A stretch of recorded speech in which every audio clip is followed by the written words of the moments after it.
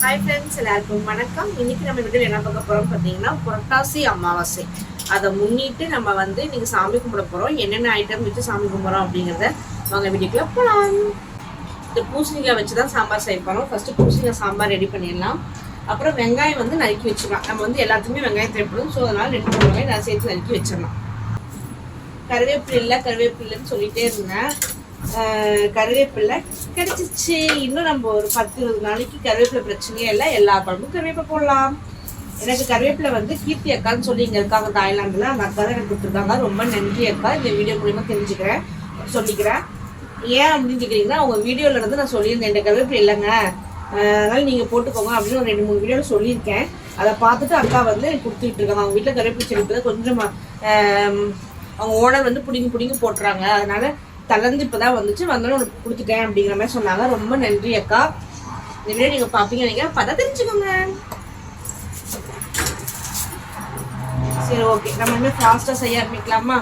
வெங்காயம் கட் பண்ணிவிட்டு, பூசணிக்காய் கட் பண்ணிவிட்டு, இன்னைக்கு என்னென்ன ஐட்டம் செய்யணும் அப்படின்னு பார்த்தீங்கன்னா, பூசணிக்காய் சாம்பார், கத்திரிக்காய் புளிக்குழம்பு, பீக்கங்காய் பொரியல், கொள்ளங்காய் பொரியல், வடை, பாயாசம், அப்பளம். இதெல்லாம் எத்தனை மணிக்கு செய்யலான்னு பார்க்கலாம். இப்பயே பாப்பா 2 பேரும் எந்திரிச்சு வந்துட்டாங்க. நான் வீடு மொழிகி வீடு வலிச்சு விட்டு குளிச்சுட்டு வரங்காட்டி முடிச்சுக்கிட்டாங்க. அப்புறம் என்னையா செய்ய முடியும்? உங்களை வச்சுட்டே தான் நான் செய்ய போறேன். அவங்க என்னென்ன குறும்பு பண்றாங்கன்னு நான் அப்பப்போ காட்டுறேன். அம்மே,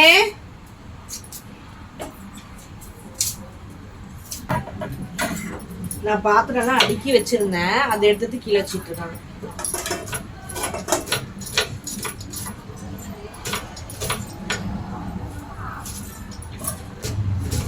அப்புறம் தலைக்கு நான் தலை குடிச்சிருந்தேன். நீங்கள் வீடெல்லாம் வச்சு தலை குடிச்சிருந்தேன்னா அங்கங்கே தூக்கிருக்கும். பேட்ச் ஒர்க் பண்ணியிருக்கேன். அங்கங்கே கிளிப் குத்திருக்கேன். அதான் சொன்னேன் இல்லையா, போன இடையில சொல்லியிருப்பேன். ஹேர் கட் பண்ணுறப்ப கொஞ்சம் ஷார்ட்டாக கட் பண்ணிட்டேன். அதனால முன்னாடி ஃபுல்லாக முடி வருது. அதனால நான் என்ன பண்ணேன்னா அங்கங்கே கிளிப் குத்தி வச்சிருக்கேன். Patch work.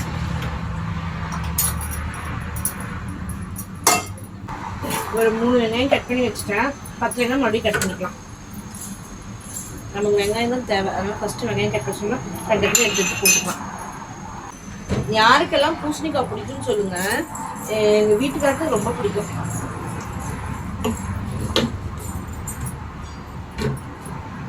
எனக்கு ஏன் பிடிக்கும்னா சீக்கிரமா குக் ஆயிடும். அதனால ரொம்ப பிடிக்கும்.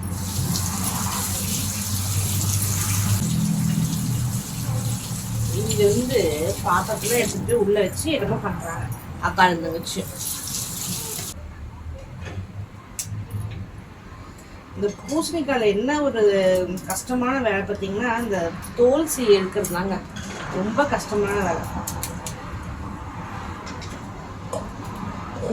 பேர் பாத்திரத்தை இங்க பாருங்க, 2 பேர் பாத்திரத்தை வச்சுக்கிட்டு என்ன பண்றாங்கன்னு. சாம்பாருக்கு எல்லாமே வதக்கி விட்டுட்டேன். தக்காளி, கருவேப்பிலை, வெங்காயம் எல்லாமே வதக்கி விட்டேன். அந்த பருப்பு எடுத்து காய் எடுத்து கொட்டிட்டு அந்த பருப்பு எடுத்தேன். இந்த காய் நம்ம என்ன மிக்ஸ் பண்றோம் அப்படின்னு பார்த்தீங்கன்னா, முருங்கைக்காய். நல்லா வாசமாகிறதுக்கு கொஞ்சம் முருங்கைக்காய். காய் கம்மியா இருக்கா, பூசணி ஒரு சின்ன பீஸ் தான் தக்காது, அதனால 2 முருங்கைக்காய் போட்டேன். தமிழ்காய் பத்தடிங்க, முருங்கைக்காய் தமிழ்காய் தானே. அதனால நேற்று வாங்கிட்டு வர சொல்லியிருந்தேன் காய். என்னென்ன காய் வாங்கிட்டு பீக்கங்காய் பொரியல் பண்ணிக்கலாம்.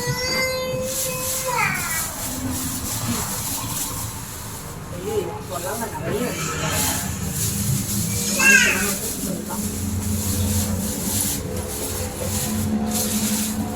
பாவக்காய் வந்துருக்காரு, வெண்டைக்காய், பாவக்காய். ஓகே, நீங்கள் கொல்லங்காய் பொரியலும் பீக்கங்காய் பொரியல் பண்ணிக்கலாம்.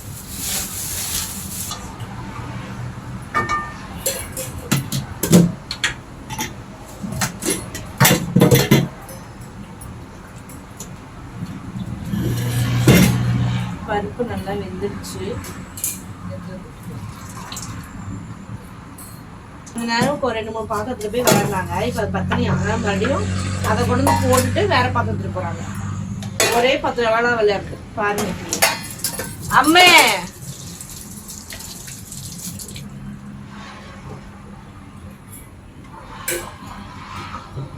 இந்த பொல்லாங்க பார்த்தீங்கன்னா ரொம்ப பிஞ்சா இருக்குதுங்க. உள்ளெல்லாம் ஒண்ணுமே இல்லை பாருங்க. வறுக்கிறதுக்கு ஈஸியாக இருக்கும்.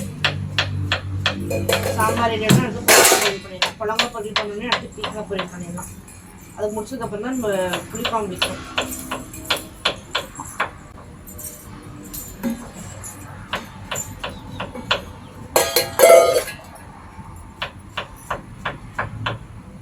உள்ள போமா, உள்ள போ. தட்சிணா, தட்சிணி உள்ள போங்க.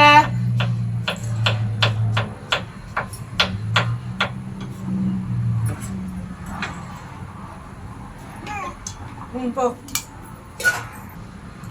பாட்டு வச்சுட்டு வந்துட்டு பாப்பா குழந்தைங்க பாட்டு இருக்கு, அது போட்டு கையில ஸ்நாக்ஸ் கொடுத்து உட்கார வச்சுட்டு, இல்லைன்னா உட்காரவே மாட்டாங்க. நீங்க வந்து புரட்டாசி சனிக்கிழமைனால சாமி கும்பிட்றோம் இல்லையா? என்ன எப்படி சாமி கும்பிட்றோம் அப்படின்னு பார்த்தீங்கன்னா, ஒரு சின்ன டிப் உங்களுக்கும். என்னன்னு பார்த்தீங்கன்னா, இன்னைக்கு வந்து எங்க ஃபேமிலியில வந்து இறந்தவங்களுக்கு சாமி கும்பிட்றது தான் கணக்கு இல்லைங்களா? புரட்டாசி அமாவாசைக்கு இறந்தவங்களுக்கு சாமி கும்பிட்றது தான் நம்ம வந்து சொல்லுவாங்க. அது மாதிரி இப்போ நாங்கள் என்ன பண்ணுறோம்னா, எங்ககிட்ட யார் ஃபோட்டோவும் இப்போ இங்கே இல்லை. இறந்தவங்க தாத்தா பாட்டி ஃபோட்டோ யார் ஃபோட்டோவுமே எங்ககிட்ட இல்லை. நான் என்ன பண்ணுறோம் அப்படின்னா, ஒரு பேப்பர் எடுத்து என் வீட்டு சைடில் யார் யார் பெரியவங்க யார் யார் இறந்தாங்களோ அவங்க பேரும், எங்கள் வீட்டுக்கார சைடில் வந்து யார் யார் இறந்துருக்காங்களோ அவங்க ரிலேஷனில் என்னென்ன யார் யார் எழுதிருக்காங்களோ அவங்களோட பேரும் எழுதி சாமிகிட்ட வச்சு எல்லாத்துக்கோசரம் நம்ம சாமி கும்பிட்றோம் அப்படின்னு சொல்லி சாமி கும்பிட்றது. இந்த ஐடியா யார் எங்களுக்கு கொடுத்தாங்க அப்படின்னு பார்த்தீங்கன்னா, எங்கள் ஸ்ரீ அண்ணி தான் வந்து இந்த மாதிரி அவங்க சாமி கும்பிடும் போது எல்லாம் எழுதி யார் ஃபோட்டோவும் இல்லைன்னு சொல்லி எல்லாத்துக்கு பேரும் எழுதி, தாத்தா பாட்டிலேருந்து எல்லாத்துக்கும் பேரும் எழுதி சாமி கும்பிட்டாங்க. எல்லாத்துக்காகவும் நம்ம சாமி கும்பிட்றோம்னு சொல்லி சாமி கும்பிட்டாங்க. அதே மாதிரி தான் இன்னைக்கு நம்ம பண்ண போகிறோம். புரட்டாசி அமாவாசை ஃபர்ஸ்ட் டைம் நான் சாமி கும்பிட்றேன். ஸோ அதனால் அந்த மாதிரி எழுதி சாமி கும்பிடுவோம். இந்த மாதிரி நீங்களும் வந்து உங்கள் தாத்தா பாட்டி ஃபோட்டோ இல்லை, அவங்க நேம் தெரியும் அப்படின்னா வச்சு சாமி கும்பிட்டு தப்பே இல்லைங்க. நம்ம முன்னோர்கள் நினச்சி சாமி கும்பிட்டா நமக்கு வர சந்ததி எல்லாருமே நல்லா இருப்பாங்க. அவ்வளோதான். அது ஒரு சக்தி நமக்கு கிடைக்கும்னு சொல்லி நம்ம நினச்சி சாமி கும்பிட்றோம். இது வந்து நான் ரொம்ப ஆசைப்பட்டு ரொம்ப மன திருப்தியோடு தான் சாமி கும்பிட்றேன். அவர் 2 மணிக்கு வந்தரேன்னாரு, அதுக்குள்ளே சமைச்சு வச்சோம்னா வந்தோடனே சாமி கும்பிடலாம். என்னம்மா தண்ணி வேணும் மடிப்பட்டோ மேலே சுந்திக்கூடாது, சரியா சாமி? எப்போ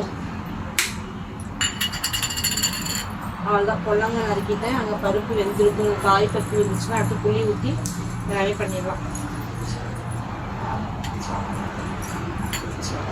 இன்னைக்கு நம்ம வீட்டில் வந்து வடை பாயசம், இந்த வடை பருப்பு வடை பாயசம் செய்யப்படும். அது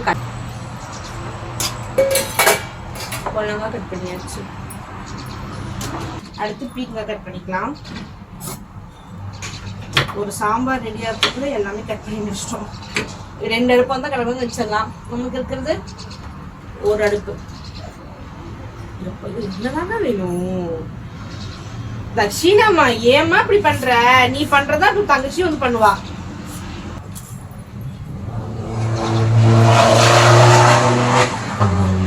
செம்மையா போகுது காரு. ஒரு கார் நல்லா வேகமா போகுது, பின்னாடி போக அவ்வளோ போக வருது. கரையேறு.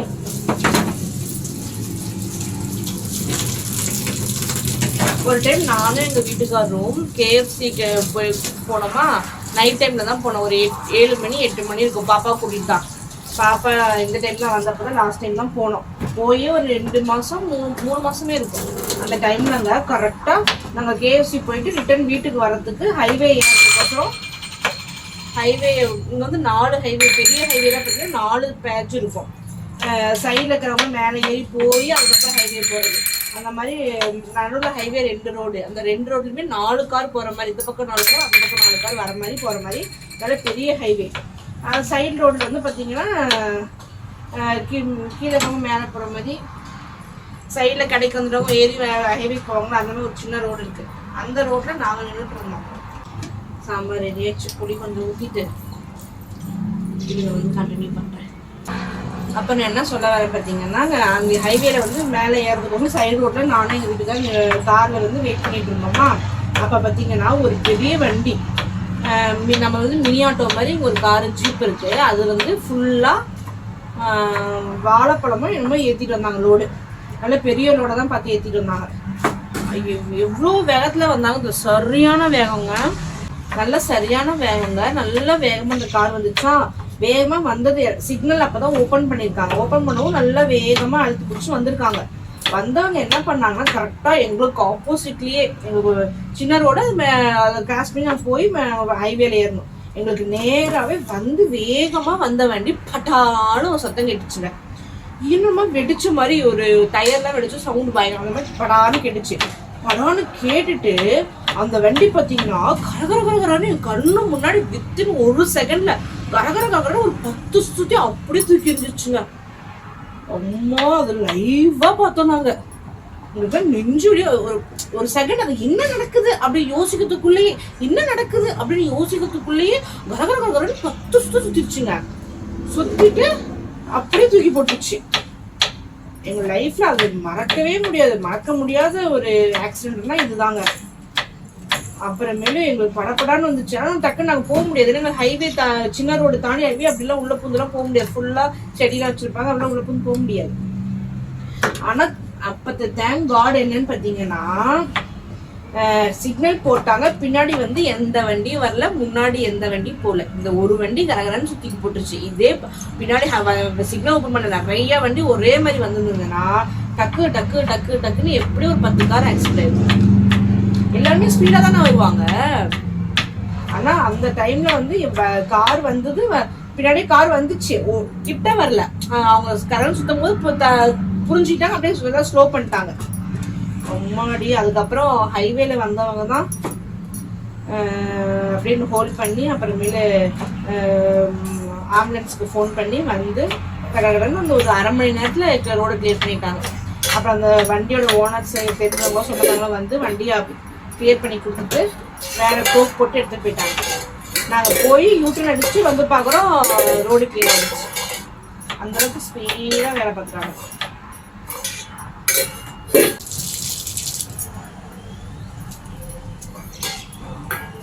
காலைல படக்கூடாதுன்னு அடியில வைக்கிற சாம்பாரை பூஞ்சி பாக்குறான் எங்க அம்மா வச்சுக்கோங்க.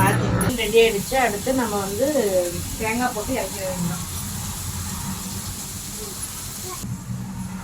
பொல்லங்காய் பொரியல் ரெடி ஆயிடுச்சு. எப்பயுமே எந்த டிஷ்ஷுக்குமே பொரியலுக்கு பார்த்தீங்கன்னா தேங்காய் வந்து போடப்போ கடைசியா போட்டுட்டு உடனே எடுத்துடணும். இல்லைன்னா அதோடைய தேங்காய் ரொம்ப சூடேறி எண்ணெய் இறங்குச்சுன்னா அது நல்லா இருக்காது, டேஸ்ட்டும் மாறிடும், உடம்புக்கு நல்லது இல்லைன்னு கேள்விப்பட்டேன். ஓகே, பொல்லங்காய் பொரியல் ரெடி, சாம்பார் ரெடி, பொல்லங்காய் பொரியல் ரெடி. அடுத்து பீக்கங்காய் பொரியல். பீக்கங்காய் பொரியலும் ரெடி ஆகிடுச்சு. அடுத்து புளிக்குழம்புக்கு கத்திரிக்காய் நறுக்கி வச்சுட்டேன். வெங்காயம் எடுத்து தக்காளி எடுத்து வச்சுதான் தக்காளி பேசுகிறேன்.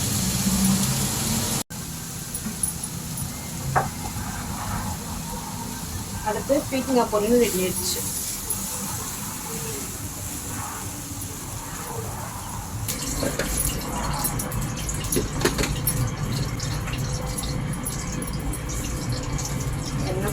கடுகு, ஜீரகம், கொஞ்சம் வெந்தயம்,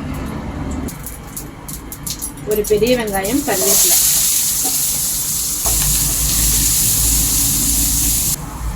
ரெண்டு வரமிளகாய் போட்டு நல்லா வதக்கி போகணும். தேவையளவு உப்பு, மஞ்சத்தூள். வெங்காயம் நல்லா வதங்கிடுச்சு. அப்போ வந்து 2 தக்காளி பழம் அரிஞ்சு வச்சுருக்கேன், அதையும் போட்டுக்கலாம்.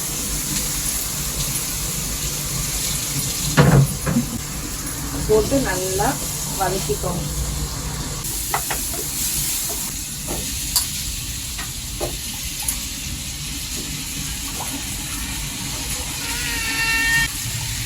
கத்திரிக்காய் கொட்டிக்கோங்க. கத்திரிக்காய் கொட்டினதுக்கப்புறம் குழம்பு மிளகாய் இது ரொம்ப காரமாக இருக்கும், அதனால 1/2 ஸ்பூன் மட்டும் போட்டுக்கணும். 1/4 ஸ்பூன் மட்டும் போட்டுக்கணும். 1 ஸ்பூன் போட்டுட்டேன்.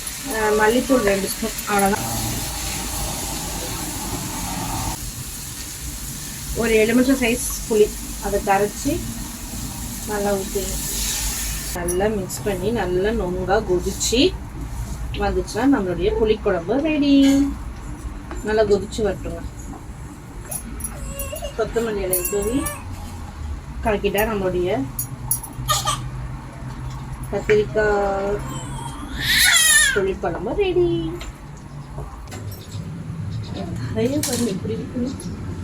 சமைச்சு முடிக்கிறதுக்குள்ள ஒரு மணி ஆயிடுச்சு. அம்மே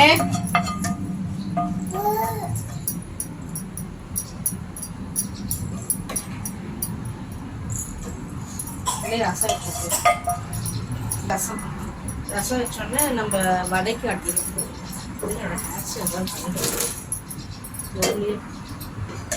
வடைக்கு 5 நிமிஷம் வச்சுட்டு வெளியே வச்சாலும் ஒன்றும் ஆகலை, எண்ணெயும் குடிக்கல. வடையை அரைச்சி எடுத்து வச்சுட்டு பாப்பாவுக்கு சாதத்தை ரெடி பண்ணிடுவோம். அதுக்கப்புறமேலு நம்ம வடை சுட்டுக்கலாம். வடை சுட்டுக்கும் இப்படி பாயசம் வச்சுக்கலாம். பாயசம் வச்சு அப்பளம் பொரிக்கணும். வடை சுடும் போதே அப்பளத்தை பொரிச்சு விட்டுலாம். அதே எண்ணெயில கொஞ்சம் அப்பளத்தை பொரிச்சு விட்டுலாம். அதனால அப்படியே அரைச்சி போடுறது. இந்த பச்சை மிளகா தான் போடலாம். பச்சை மிளகா வர மிளகா போட்டேன். நல்லா ஜீரகம் போட்டுக்கோங்க. ஜீரகம், சோம்பு போடணுக்கு. சோம்பு போட்டாலும் டேஸ்ட்டே நல்லா இருக்கும். நல்லாவே சோம்பு போட்டுருங்க. மிளகு வந்து பாப்பா அம்மா தரக்கூடாது. மிளகு வந்து பாப்பா வாய் போகும். அதனால சோம்புமே வந்து நல்லா அரைப்படாதுங்க. நம்ம தண்ணி ஊற்றி அரைக்கிறதுனால பருப்பு மட்டும்தான் கொஞ்சம் திப்பி அரைப்படும். சோம்பு வந்து அரைப்படாது. அதனால ரசம் வச்சு விட்டுட்டு நைட்டு கொஞ்சம் சாப்பிடுவோம்.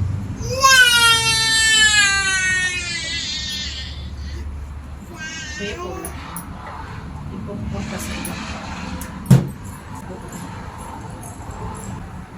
அடுத்து வெங்காயம் போட்டு வெங்காயத்தை போட்டால் உப்பு அங்கேருந்து வெங்காயத்தை நின்று போயிடும். வெங்காயம்